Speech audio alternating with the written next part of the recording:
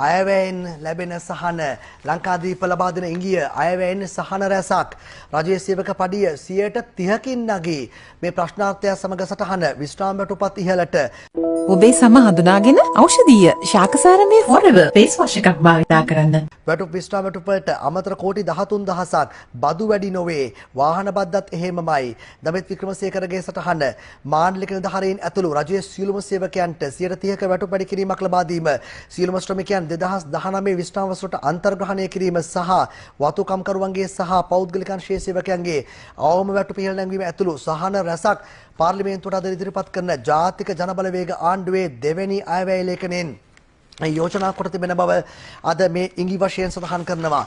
ඒ අනුව මාණ්ඩලික නිලධාරීන් ඇතුළු රජයේ සියලුම සේවකයන්ට 30% වැටුප් ලබා ගැනීම සඳහා සහ විශ්‍රාමිකයන් 2019 විශ්‍රාම වසරට අන්තර්ග්‍රහණය කිරීම සඳහා මෙවර අයවැය ලේඛනයෙන් රුපියල් කෝටි 13000ක අමතර ප්‍රතිපාදන වෙන් කොට තිබෙනවා.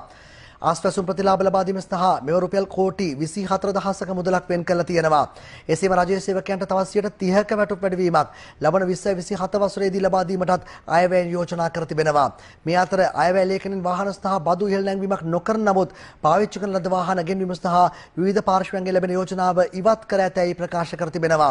එමෙන් ඉදිරි මුදල් වර්ෂයේදී රජය රුපියල් කෝටි 65000ක ආදායමක් අපේක්ෂා කරන බව තමයි අයවැය පිළිබඳව අයවැය රහස් පෙට්ටිය ඇරලා කියන්න ඕන තියෙන රහස් පැය කීපයකට පෙර ආතුව පත්තරේ දාලා තියෙන්නේ.